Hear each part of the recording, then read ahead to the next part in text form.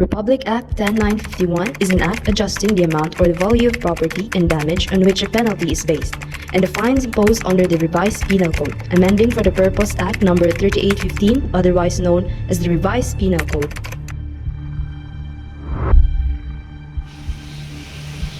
Hey you, Insana! Where are you going, you swindler? No, I'm not. You are a swindler. I gave you 4 million pesos for 3 genuine Hermes bags, but you gave me replicas instead. I already filed a case against you. I will see you in court. You will rot in jail. Section 85, Article 315 of the same Act as amended by Republic Act number 4885, Presidential Decree number 1689, and Presidential Decree number 818 is hereby further amended as follows. Article 315, Swindling Estafa. Any person who shall defraud another by any of the means mentioned in RA 10951 shall be punished by. Before Republic Act number 10951, the amount of fraud ranges from 12,000 to 22,000, is punishable of prison mayor in its maximum period, but with the Republic Act number 10951, the amount of fraud increases to 2,400,000 pesos to 4,400,000 pesos to impose penalty of prison mayor. If such amount exceed the latter sum, the penalty provided of prison mayor in its maximum shall be imposed, adding 1 year imprisonment for each additional 2 million pesos from 10,000 pesos in the older version of estafa, but the total penalty which may imposed shall not exceed 20 years. The penalty of prison correctional in its minimum and medium periods if the amount of the fraud is over 1,200,000 pesos but does not exceed 2,400,000 pesos from 6,000 pesos but not exceeding 12,000 pesos in the older version. The penalty of arresto mayor in its maximum period to prison correctional in its minimum period if such amount is over 40,000 pesos but does not exceed 1,200,000 pesos from 200 pesos but not exceeding 6,000 in the older version. Arresto mayor in its medium and maximum periods if such amount does not exceed 40,000 pesos from amount of the fraud not exceeding 200 pesos.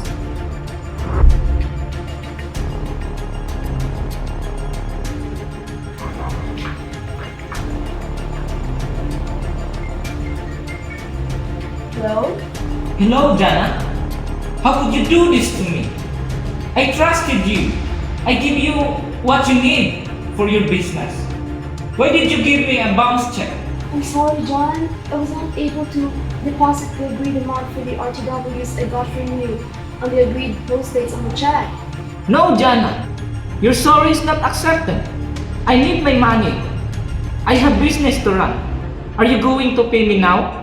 My business is bankrupt. I don't know how to pay you. I have no means now. Okay, I will see you in court.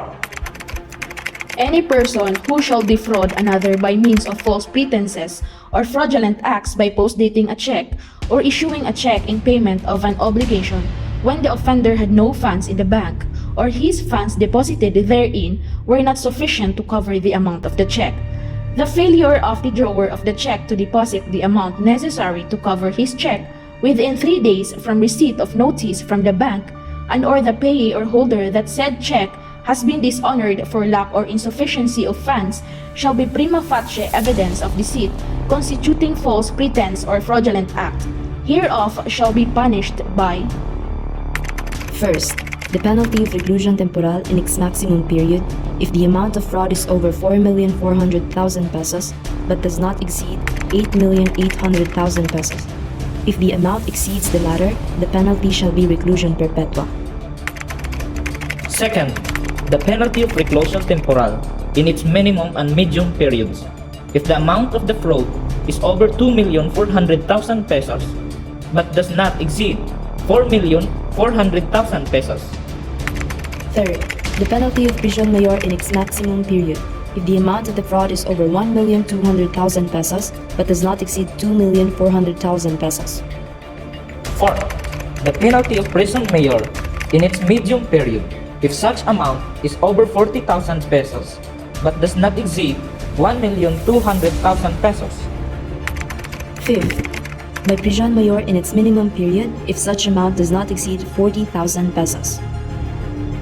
Estafa by post dating a check now has separate prescribe penalties than estafa committed by the other modes.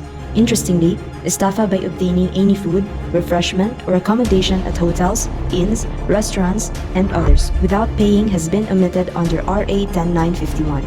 The crimes of malversation, theft, estafa, malicious mischief, and other mischiefs had new threshold amounts as basis for the periods of prescribed imprisonment. The fines for the crimes like treason, conspiracy, and proposal to commit coup d'etat and penalty for sedations increased. Section 3, Article 114 of the same Act, as amended by Republic Act No. 7659, is hereby further amended to read as follows. Article 114 Treason. Any Filipino citizen who levies war against the Philippines or adheres to her enemies, giving them aid or comfort within the Philippines or elsewhere, shall be punished by reclusion perpetua to death and shall pay a fine not to exceed 4 million pesos from reclusion temporal to death and a fine of not exceeding 20,000 pesos. Likewise, an alien residing in the Philippines who commits acts of treason. Section 6, Article 136 of the same Act, as amended by Republic Act No. 6968, is hereby amended. Article 136, Conspiracy in proposal to commit coup d'etat. The conspiracy in proposal to commit coup d'etat shall have a fine which shall not exceed 1 million pesos from a fine not exceeding 8,000 before. Section 7. Article 140 of the same Act is hereby amended. Article 140 Penalty for sedation. The leader of a sedation shall have a fine not exceeding 2 million pesos from 10,000 before. Other persons participating therein shall suffer the penalty of prison correctional in its maximum period and a fine not exceeding 1 million pesos from a fine not exceeding 5,000 pesos before. Section 18. Article 154 of the same Act is hereby amended. The fines imposed for unlawful use of means of publication and unlawful utterances increased from 200 to 1,000 to 40,000 to 200,000 pesos. Section 25, Article 171 of the same Act is hereby amended. Article 171. Falsification. The fine imposed for falsification by public officer, employee, or notary or ecclesiastic minister shall not be exceeded to 1 million, increased from the amount not exceeded 5,000 pesos before. Article 265. Less serious physical injury. The fine to be imposed shall not exceed 50,000, increased from the amount not exceeded 500 pesos before. The amendments to the value of property stolen, upon which the penalty for simple theft and robbery is based, also changes. RA 10951 of 2017 effectively amended 97 articles in the 87-year-old revised penal code enacted way back in 1930. The main thrust of the law is to increase the amount or value of property or damage upon which the penalty is based, resulting in wide-ranging impacts in the classification of penalties, scale of penalties, and in the jurisdiction of courts.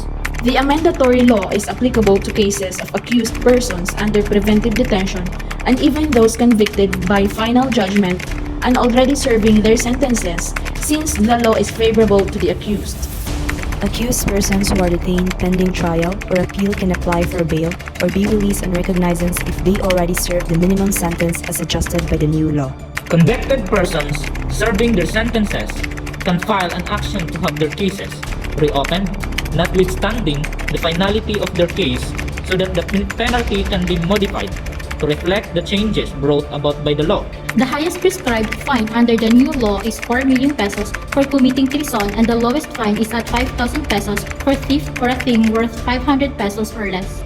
Generally, the periods of imprisonment prescribed by the RPC have been left unchanged, except for the crimes of treason, maltreatment of prisoners, and estafa, by post-dating a check, which are punishable by both longer jail time and stiffer fines under RA 10951. The adjustments have been long overdue to reflect current monetary and property values and account for inflation since the 1930s.